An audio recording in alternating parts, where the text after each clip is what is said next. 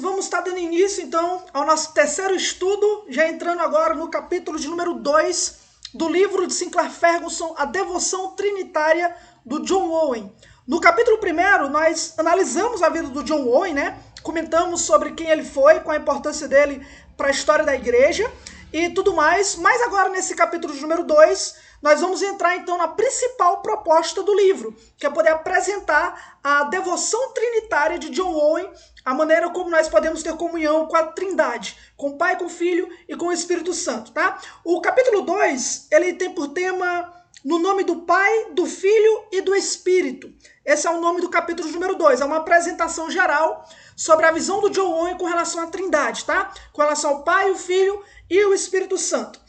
Todo capítulo eles iniciam com uma citação de alguém, né?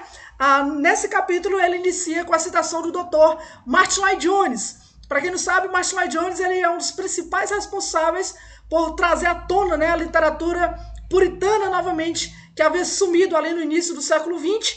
E então, o Dr. Martin Lloyd-Jones ele foi um dos grandes homens ali que consumiram bastante a teologia puritana e o Senhor lhe deu o privilégio de divulgar também esse material. Ele fala o seguinte, o capítulo inicia com essa citação. O ensino de Owen sobre a comunhão com a Trindade nos impele a buscar a face de Deus em 3 pessoas e nos deleitar no rico alimento de sua casa de banquetes. Para os que procuram segurança de sua salvação, é algo especialmente precioso. Então, essa é uma citação do Dr. Martin Lloyd-Jones. Essa é uma citação do Dr. Martin Lloyd-Jones e já é interessante, por quê? Porque o Martin Lloyd-Jones ele inicia a citação dele falando o seguinte: o ensino de hoje sobre a comunhão com a Trindade nos impele a buscar a face de Deus em 3 pessoas. A ideia é que houve aqui um avanço na visão cristã evangélica com relação à doutrina da Trindade, tá? Por que o John Owen se destacou nessa área? Qual foi por que ele se tornou um nome conhecido no meio dos puritanos com relação à doutrina da Trindade, sendo que a Trindade é uma confissão cristã desde o Novo Testamento. Então, desde o Novo Testamento, a igreja crê na Trindade de uma forma explícita com relação ao Pai, o Filho e o Espírito Santo. Quando houve aqueles problemas na igreja primitiva entre os pais apostólicos, eles sistematizaram a doutrina da Trindade, tá? Então, a doutrina da Trindade ela foi bem sistematizada ali pelos pais apostólicos, pelos pais da igreja. Na Reforma, a doutrina da Trindade ela foi novamente confessada e ensinada em decorrência de alguns hereges e movimentos errados que tinham se levantando. E então chegou nos puritanos. O que é que os puritanos fizeram? Eles continuaram a confessar a doutrina da Trindade. A diferença, e aqui é o que destaca o John Owen, é que o John Owen ele não simplesmente confessa a doutrina da Trindade, isso é essencial, obviamente, precisa ser confessada a doutrina, a ponto de que se alguém não crê na Trindade, não tem como ser crente, não tem como ser cristão, não tem nada a ver com a vida cristã, tá? Então, ele não apenas confessa a doutrina da Trindade, mas ele traz uma contribuição teológica na história da igreja que é de muita importância, que é o quê? A ideia de nós termos como igreja uma comunhão com cada pessoa da Trindade, tá? Então, uma comunhão com o Pai, com o Filho e com o Espírito Santo. Ou seja, nós não apenas confessamos a Trindade, nós não apenas cremos no Pai, no Filho e no Espírito, que Deus ele é um só e subsiste em 3 pessoas distintas, mas a Bíblia nos convoca para uma comunhão distinta com o Pai, com o Filho e com o Espírito Santo. Então, a contribuição teológica do John Owen com relação à Trindade é especialmente aqui, tá? Não que ele não tenha confessado, ele tem um livro chamado Da Doutrina da Trindade, onde ele vai ali tratar com maestria, né? Biblicamente falando que Deus é um, e esse Deus que é um, ele se revela no Pai, na pessoa do Pai, na pessoa do Filho e na pessoa do Espírito. É uma obra densa, teológica, técnica, que é um clássico também sobre a teologia da Trindade. Mas o que nós estamos estudando hoje, a parte desse livro específico, né, essa contribuição além, que é de termos comunhão com esse Deus trino, com o Pai, com o Filho e com o Espírito Santo. É interessante notar que o John Owen, ele não é o único a comentar sobre esse aspecto da vida cristã. Por exemplo, Thomas Goodwin, que foi contemporâneo do John Owen, ele já havia comentado Por exemplo, tem uma citação dele famosa que ele diz que, às vezes, na comunhão com Deus, ele se sente como se estivesse sentado com o Pai, com o Filho e com o Espírito. Às vezes falando com um, às vezes tendo comunhão com o outro, às vezes experimentando o outro. Então, ele já dá essa ideia de um cristão poder ter comunhão distinta com o Pai, com o Filho e com o Espírito. Mas o marco do John Owen é que ele foi o primeiro a escrever um tratado teológico focando nessa verdade, né? Especificando essa doutrina bíblica que a igreja precisa ter comunhão com o Pai, com o Filho e com o Espírito, tá? Então, quando ele lançou essa obra da comunhão com Deus Trino, né? 1657, era o único livro que tratava sobre esse assunto. Tanto os puritanos contemporâneos reconheceram que não havia um livro como o do John Owen, né? Apesar, como eu falei, de já ter uma certa ideia, né, de ter comunhão com Deus, mas ninguém tinha feito isso. Ninguém tinha pegado a Bíblia, selecionado os textos, ter feito a exegese, argumentar em cima dos textos bíblicos e mostrar. Tá aqui, o ensino da Bíblia é o quê? Nós não apenas professamos a Trindade, confessamos a Trindade, mas nós somos chamados por Deus para ter comunhão com o Pai, com o Filho e com o Espírito Santo, tá? O Jonas tem uma pergunta aqui no chat, né? Tem uma dúvida, há posições superiores na Trindade? Não com relação à essência, né? Não existe o mais poderoso, o mais divino, com a natureza maior que a outra, isso não existe, tá? Nós vamos falar disso melhor no próximo estudo, quando a gente for tratar da economia da Trindade. Então, a distinção da teologia do John Owen é essa. É o fato de que a gente não apenas confessa a Trindade, mas essa doutrina é essencial para a comunhão cristã. É essencial para a gente ter uma vida com Deus, para andar com Deus, para ter comunhão e ter prazer em Deus. O Ferguson, ele comenta o seguinte, no livro. Como é fácil perder de vista o que é básico no Novo Testamento e seu ensino sobre o significado de ser cristão. Pois toda a vida cristã, desde o seu início, é vivida à luz do fato de que nós fomos batizados em nome do Pai, do Filho e do Espírito Santo. Aqui o Ferguson ele traz uma ideia de que, estranhamente, atualmente, né, a igreja ela tem certo problema com a doutrina da Trindade, no sentido de que não consegue perceber a riqueza teológica que há nesse ensino. Quando se fala de Trindade, a gente imagina simplesmente a ideia de que cada pessoa é Deus. E, no máximo, a gente tenta defender essa ideia pela Bíblia, né? A gente pensa nos grupos como as Testemunhas de Jeová e que a gente precisa ter um conhecimento bíblico para se defender nesses grupos, tá? Então, a maioria das pessoas hoje que acreditam na Trindade, elas têm uma visão mais defensiva, né? Simplesmente mais confessional. Não, eu creio que Jesus é Deus, que o Espírito é Deus e pronto. Não tem esse passo além de comunhão. E o Sinclair Ferguson cita no livro que isso é estranho. Por quê? Porque toda a vida cristã é rodeada na doutrina da Trindade. Desde o momento em que a gente é batizado, nós somos batizados no nome do Pai, do Filho e do Espírito Santo. Então, desde o momento em que a gente entra na vida cristã, a vida cristã ela é gerada pela doutrina da Trindade. Por exemplo, o Pai que nos ama e nos elege, o Filho que vem e morre em nosso lugar e o Espírito que aplica o Evangelho ao nosso coração.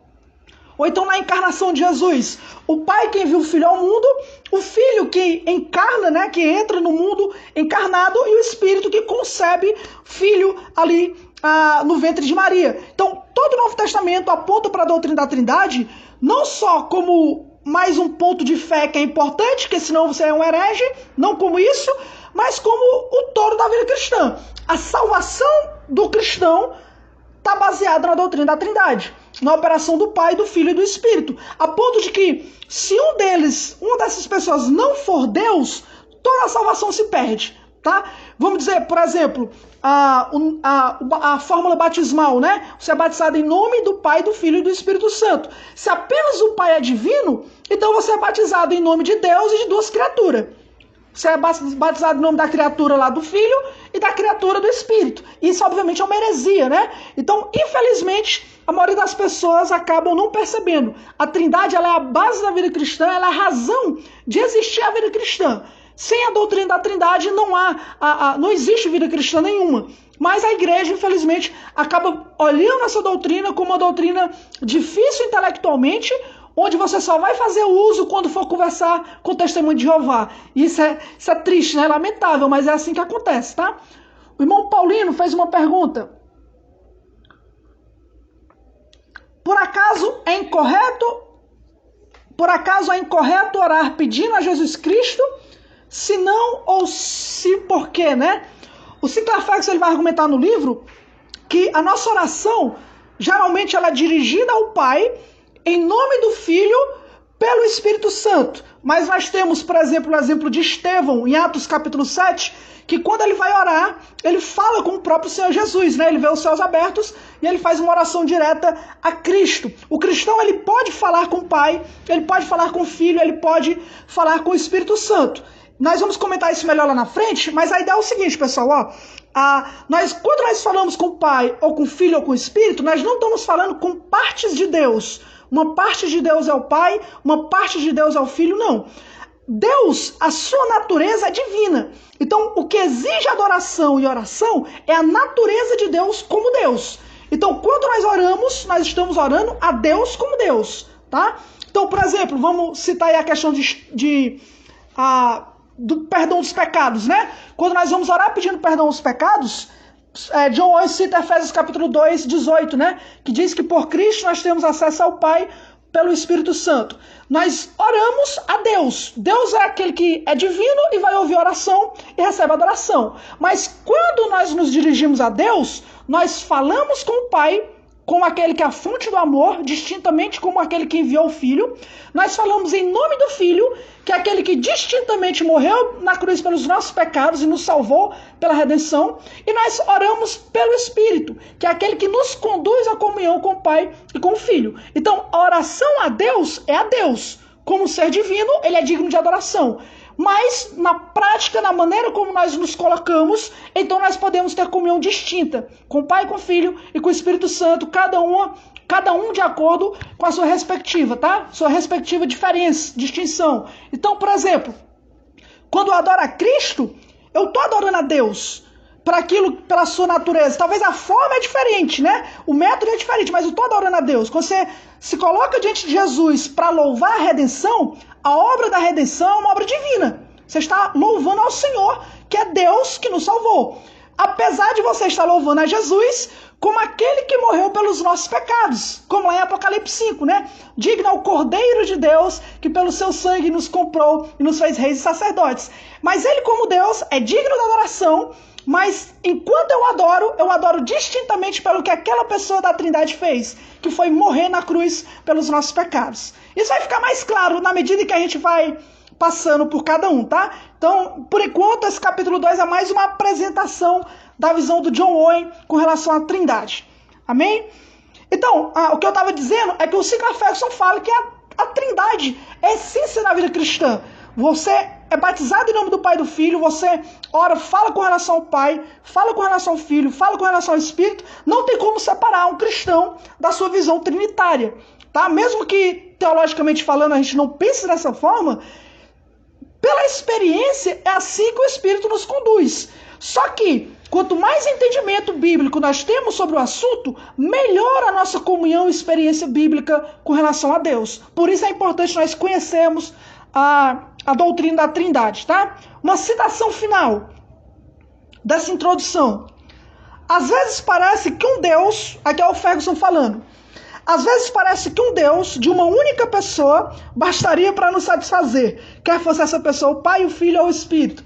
Aqui o Sinclair Ferguson, ele critica a igreja, né, de forma geral, quando às vezes a pessoa ignora tanto a doutrina da Trindade que para ela, se tivesse só um Deus, é suficiente.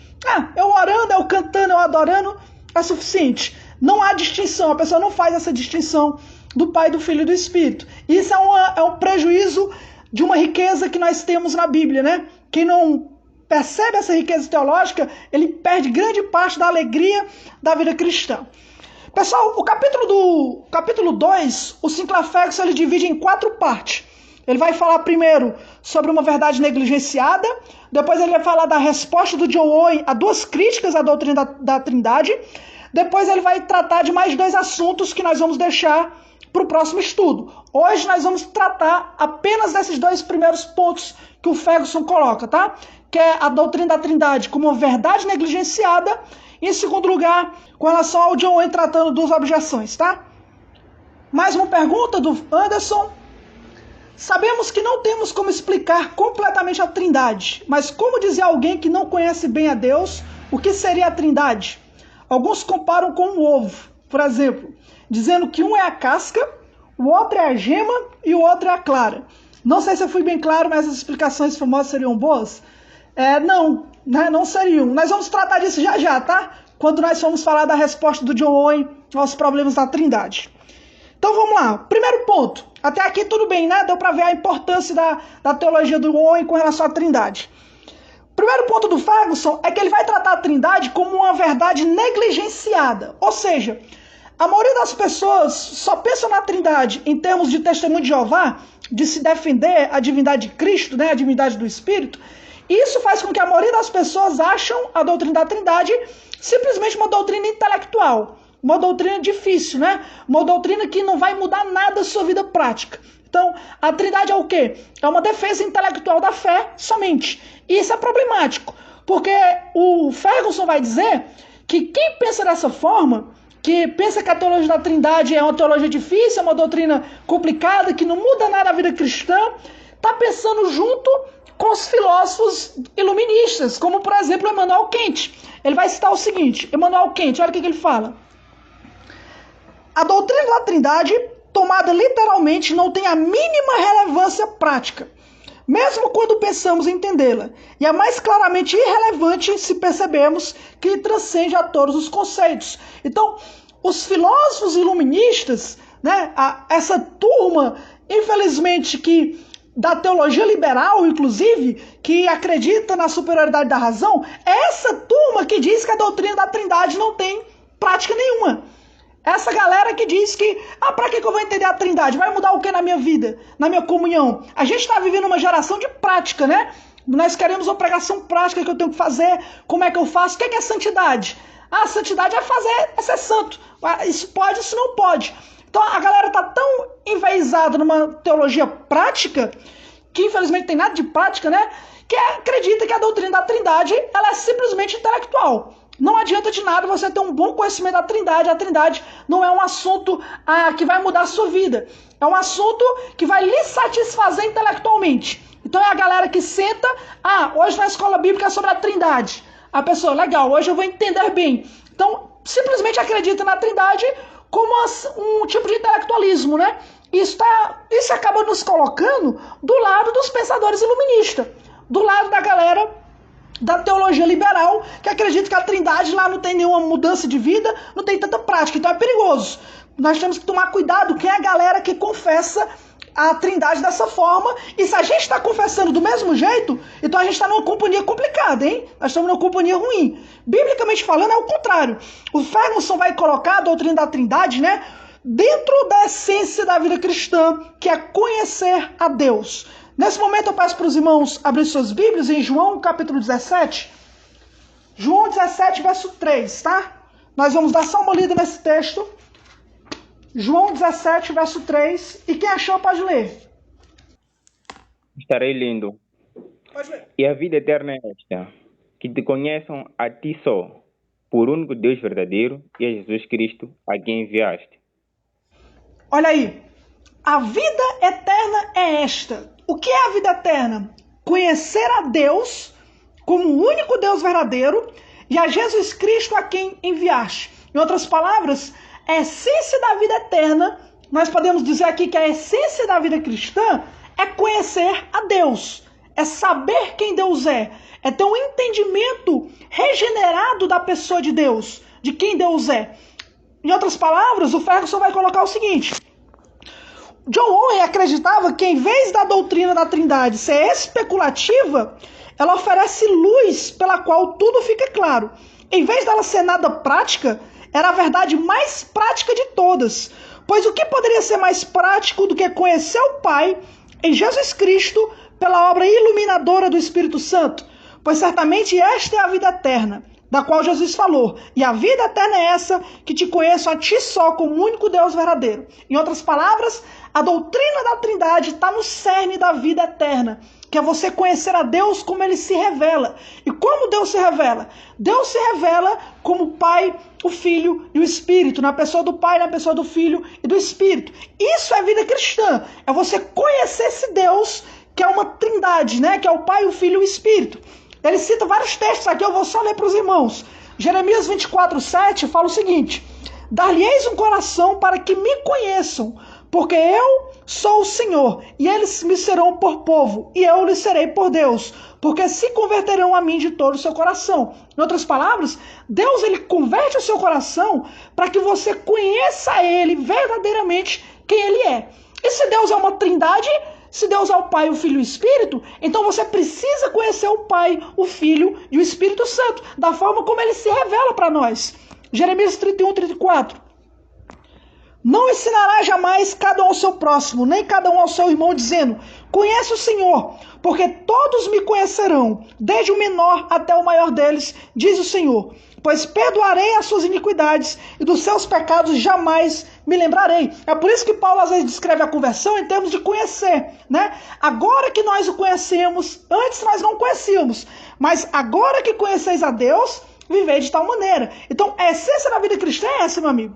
A essência da vida cristã é você conhecer a Deus, ter comunhão com Deus, saber quem ele é. E você sabe quem ele é na medida em que ele se revela, na pessoa do Pai, do Filho e do Espírito Santo. É por isso que a gente diz que quem não acredita na Trindade não tem como ser salvo. Porque se a essência da vida eterna é conhecer a Deus, e a pessoa não conhece a Deus como Pai, Filho e Espírito, como é que aquela pessoa é salva sem conhecer a Deus? Não tem como. Isso é essencial à vida cristã, a ponto de que Jesus Cristo define a vida cristã nesses termos. Em outras palavras, tudo que nós recebemos em Cristo, justificação, salvação, santificação, regeneração e no futuro glorificação, tudo é para que a gente possa conhecer a Ele. Saber quem ele é, estar diante do Senhor e conhecê-lo de verdade, né? Então, John Owen, ele vê a Trindade como essa essência da vida cristã, onde um cristão, ele sabe quem é o Pai, sabe quem é o Filho, sabe quem é o Espírito, sabe quando se dirigir a um, sabe quando precisa do outro, né? Richard Sibbes, que é um puritano, ele falou o seguinte: eu não sei qual pessoa da Trindade eu amo mais, mas uma coisa eu sei, eu amo e preciso de cada uma delas. Essa ideia, um cristão é aquele que se deleita em conhecer o Pai, o Filho e o Espírito Santo, tá? Nesse ponto, a gente chega em algo que infelizmente o Sinclair Ferguson não colocou no livro, mas que eu acho que é essencial para que a gente entenda a visão do John Owen sobre devoção trinitária, tá?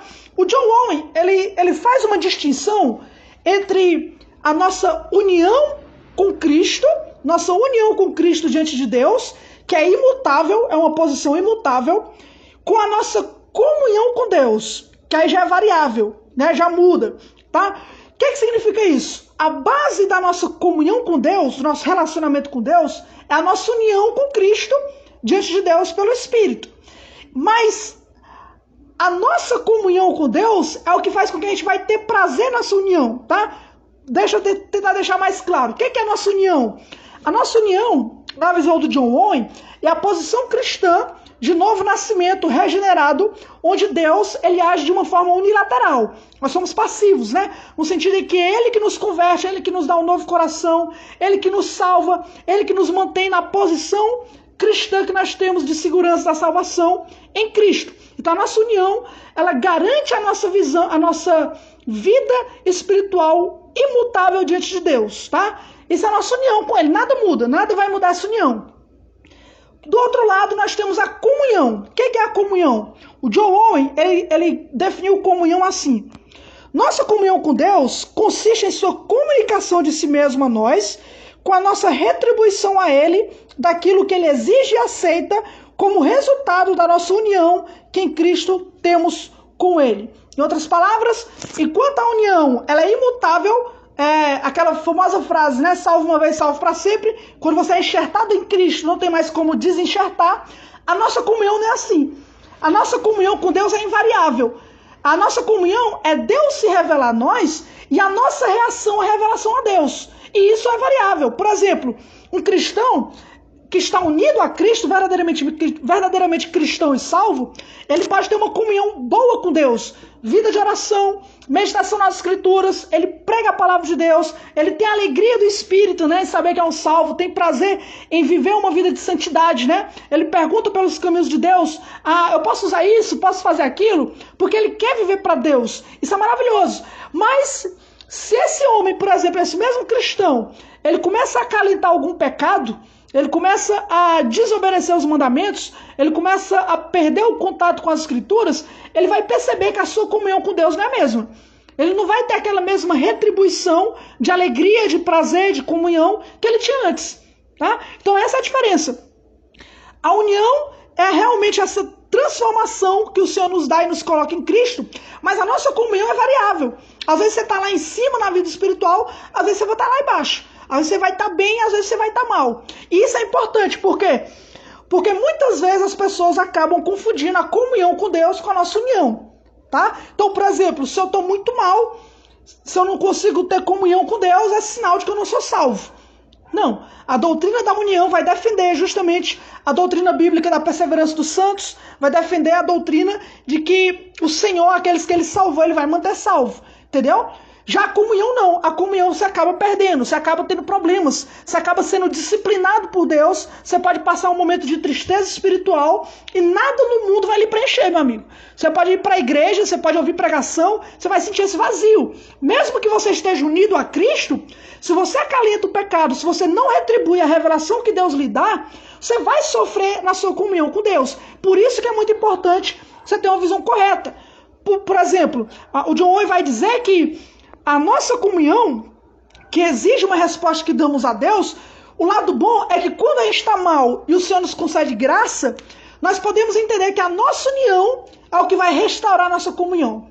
Quando você percebe que, mesmo sendo um pecador, que conheceu a Deus, que tem problemas com o pecado, mas você olha para a união e vê que aquilo não vai mudar o amor de Deus por você é eterno, é o mesmo, não muda o sacrifício de Cristo, Cristo morreu por você mesmo você sendo um pecador, que não muda a ação do Espírito Santo na tua vida em manter um resquício de fé, nem que seja um homem de pequena fé. Quando você olha para a sua união, isso lhe encoraja a voltar a ter comunhão com Deus. Ou seja, você olha para o Evangelho e aquilo lhe restaura a ter comunhão com Deus, lhe ajuda a pedir perdão, a se arrepender dos seus pecados e a voltar para o Senhor em nome de Cristo, né? Pedindo o auxílio do Espírito. Então, é essencial que os irmãos tenham em mente essas duas coisas. A união com Deus, a união com Cristo e a comunhão. A união imutável, uma posição fixa diante de Deus, o seu amor não muda, a sua graça não muda, nada de Deus muda porque essa é uma operação dele em nós. A comunhão é variável. Por quê? Porque depende da nossa resposta a Deus. Se nós vamos ter comunhão com Ele, se nós vamos adorar, se nós vamos orar, se nós vamos nos arrepender, se nós vamos nos santificar. E aqui que está o problema, né? O livro do John Owen não vai tratar da união. O livro do John Owen vai tratar da comunhão. Como é que um cristão entende que ele pode ter comunhão com a Trindade? Como é que ele vai ter comunhão com o Pai? Como é que ele vai ter comunhão com o Filho? Como é que ele vai ter comunhão com o Espírito? Qual é o momento que ele vai perceber que ele precisa agarrar Cristo, que ele precisa se segurar no Espírito, que ele precisa reconhecer e se segurar no amor do Pai? É disso que o livro vai tratar. É da nossa comunhão e não da nossa união, tá? Então a união é a base da nossa comunhão, mas a comunhão é o privilégio de termos prazer na união, de termos prazer de podermos estar diante de Deus. Os irmãos entenderam? Alguém tem alguma dúvida?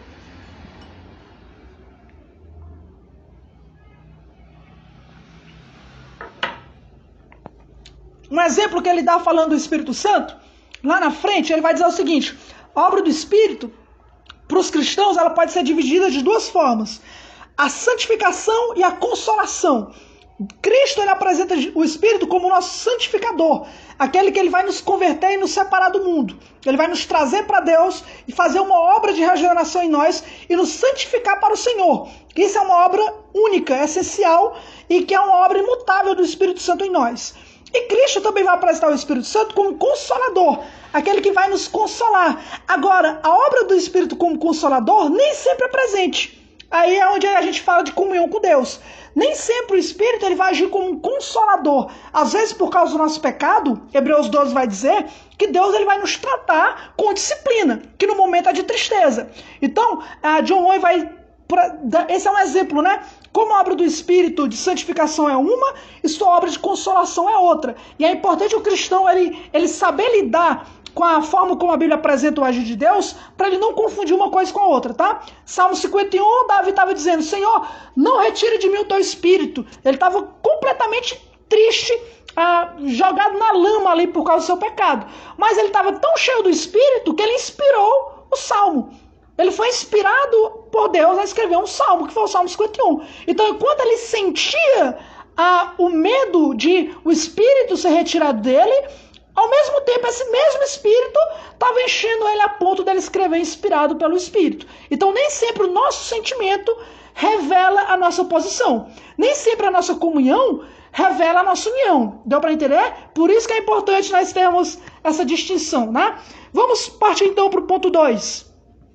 Esse ponto 1 é para ele mostrar a negligência da igreja quanto à obra da Trindade, quanto à importância da doutrina da Trindade. E agora ele vai responder 2 pontos, tá? Quando nós falamos da doutrina da Trindade, existem 2 objeções principais. Primeiro, essa é uma doutrina irracional. Não faz sentido. É como o Anderson perguntou ali no chat. Segundo, essa doutrina não é prática. Não muda nada na nossa vida, tá? Paulino, a disciplina mostra no que Deus realmente nos ama. Exatamente. E ao mesmo tempo exorta para a gente atentar para essa disciplina, né? Então é interessante. Ao mesmo tempo que é uma disciplina, mas também exorta que a gente preste atenção nela, né? Escute o Espírito Santo. Então a resposta de Oi. Primeiro, a primeira crítica é a seguinte. A doutrina da Trindade, ela é uma doutrina irracional. Você não consegue racionalizar a doutrina da Trindade. Por exemplo, existe somente um Deus. Mas o Pai é Deus, o Filho é Deus e o Espírito Santo é Deus. Então são 3 deuses? Não, são pessoas distintas. Mas a divindade não é distinta, é só um Deus. Então, naquela época, quando eles estavam escrevendo, se levantou muitos grupos, como os socinianos, que criam que a doutrina da Trindade é irracional. Como a doutrina é irracional, então ela não pode ser uma doutrina bíblica, porque ela aparenta ser uma doutrina contraditória, que se opõe à lógica. E isso é um tiro nos puritanos, por quê?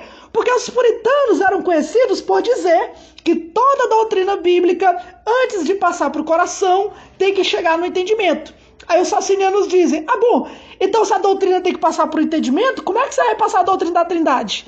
A doutrina da Trindade não é racional, é uma doutrina ilógica, que não faz sentido.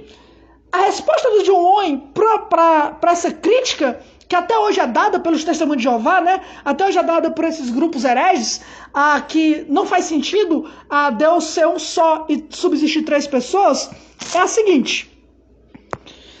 O John Owen vai dizer que esse padrão falha na base. Por exemplo, quando você diz que a doutrina da Trindade é irracional, você está baseando Deus, você está medindo Deus com a razão humana. Você está dizendo, a minha razão humana não compreende a natureza de Deus, portanto é falso. Mas esse pensamento é ilógico. Por quê? Porque se Deus ele é Deus, significa que ele é infinito, ele é ilimitado. Significa que a minha razão não vai conseguir colocar o infinito dentro do finito. Não vai conseguir colocar aquilo que é infinito dentro daquilo que eu compreendo. Então a doutrina da Trindade não é irracional, ela é supra-racional. Ela não está abaixo da razão, ela está acima da razão.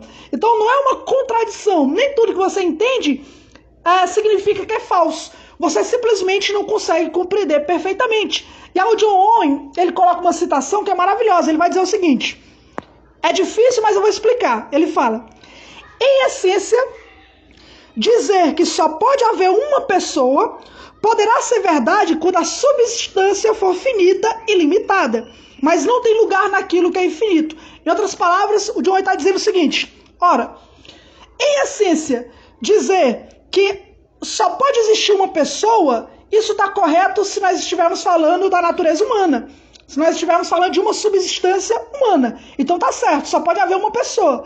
Eu sou uma só pessoa, né? Mas isso é inválido quando nós trazemos para a pessoa de Deus, porque a pessoa de Deus não é um homem.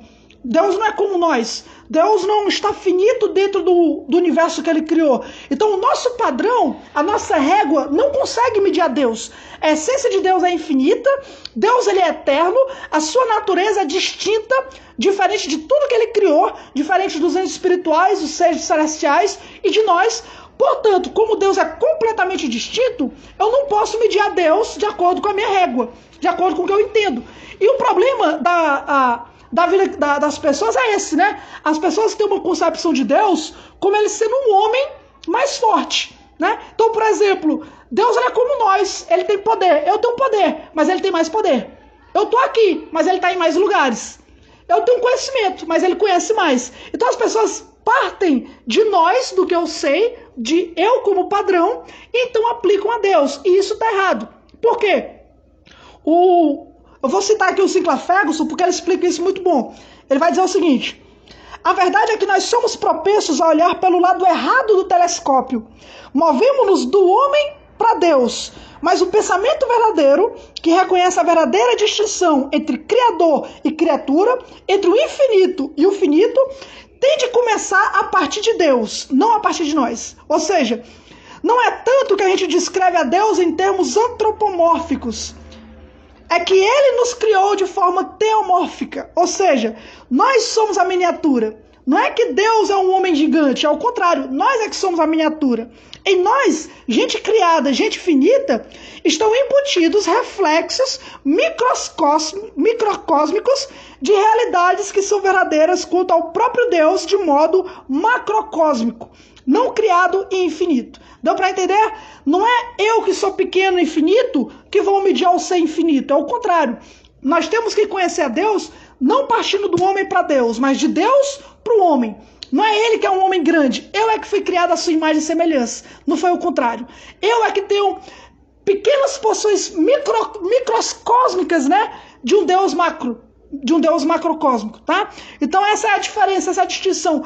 Nós não conseguimos entender a doutrina da Trindade perfeitamente, não é porque ela é irracional e contraditório, mas é porque ela é suprarracional, ela está além da razão, porque está tratando de um ser, de uma natureza infinita, que não se compara com nada que existe no universo. Deus ele é santo, ele é separado, distinto de toda a criação. Em outro lugar, o John Owen, isso aqui não está no livro, ele escreve isso aqui na doutrina da Trindade. Em outro lugar, o John Owen fala que para a gente entender a doutrina da Trindade, para a gente ter a apreensão da doutrina, a gente tem que partir da revelação para a explicação. Então nós vamos para a Bíblia, o que a Bíblia diz? Como é que a Bíblia fala de Jesus, do Espírito? E então, depois que nós vimos para a revelação, nós vamos para a explicação.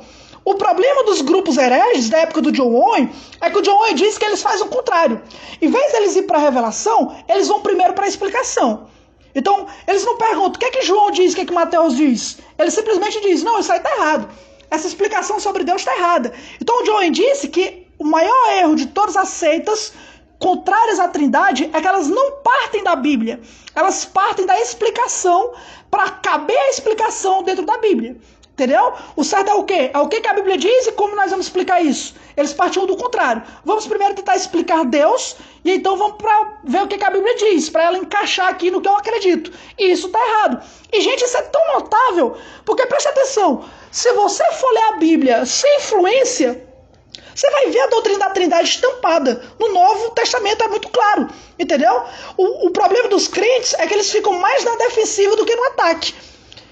Os testemunhos de Jeová, para poder nos intimidar, eles vão ter que partir muito mais de explicação e de poucos textos da Bíblia. Eles vão citar um texto ali, onde Jesus disse que Deus é maior que ele, vão citar outro texto acolá, mas reverte o jogo. Bota eles na mesa e pergunta para eles. Nós temos muito mais textos que apresentam a Trindade do que textos que apresentam objeção à Trindade. Nós temos muitos mais textos sobre a divindade de Cristo, sobre a pessoa do Espírito Santo, sobre a ação divina de cada pessoa. Nós temos muitos textos que é tão claro na Bíblia que é óbvio que para alguém refutar tem que deixar a Bíblia de lado e partir para a explicação. Partir para o fato, não, eu não estou conseguindo entender. Meu amigo, a questão não é essa, a questão é o que a Bíblia diz? E você crê de acordo com o que a Bíblia diz. Porque essa doutrina, dificilmente compreendida, é claramente ensinada. É claramente declarada. Então, em vez do testemunho de Jeová botar você na parede, é muito mais fácil fazer o contrário. É muito mais fácil pegar a Bíblia deles, que eles tiveram que mudar, né? E ainda assim não ficou perfeita. Você consegue mostrar a Trindade em qualquer Bíblia que você pegar. Bíblia católica, Bíblia Testemunho de Jeová, qualquer Bíblia, você claramente vê a Trindade. Então a pessoa tem que ter muito mais esforço para refutar a Trindade do que para crer na Trindade. Porque é uma doutrina claramente revelada, tá? Então é muito mais óbvio você crer na Trindade do que refutar. E isso é interessante, os puritanos batiam nisso com seriedade, que é o fato de que se não fosse plenamente revelado, quem é que ia inventar a doutrina da Trindade? Né? Se isso não fosse tão claro na Bíblia, quem é que ia dizer que só existe um único Deus e que esse Deus subsiste o Pai, o Filho e o Espírito Santo?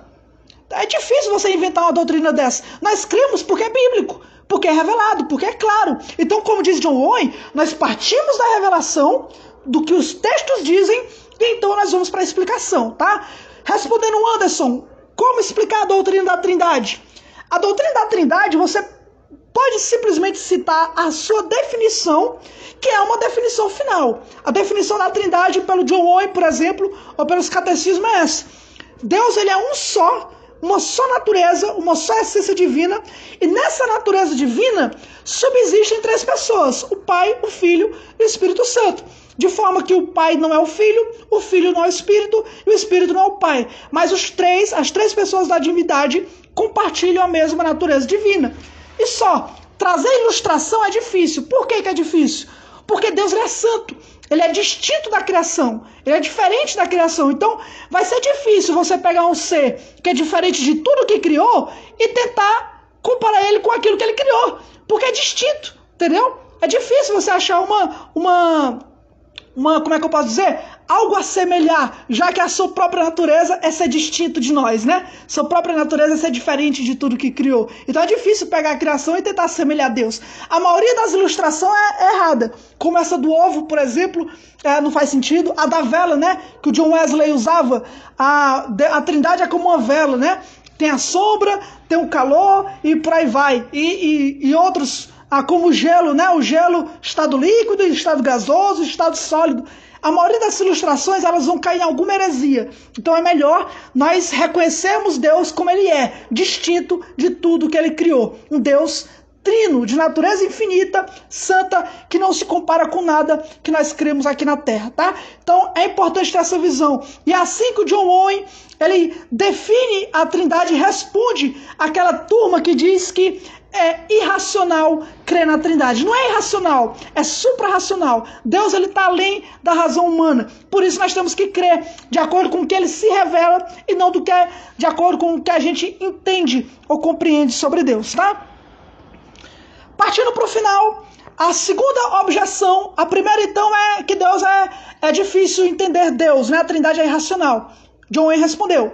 A segunda objeção é que a doutrina da Trindade não é prática. E a resposta do John Owen é que, ao contrário, a doutrina da Trindade é a doutrina mais prática da Bíblia. É a doutrina que mais nos leva a saber a maneira como o Senhor age no Pai, do Filho e do Espírito e como a gente pode usufruir dessa comunhão distinta nas três pessoas, tá? Irmãos, é isso. Nós vamos finalizar agora. Essa é a parte final. Nós, então, nesse primeiro momento, nós entendemos a importante contribuição teológica do John Owen.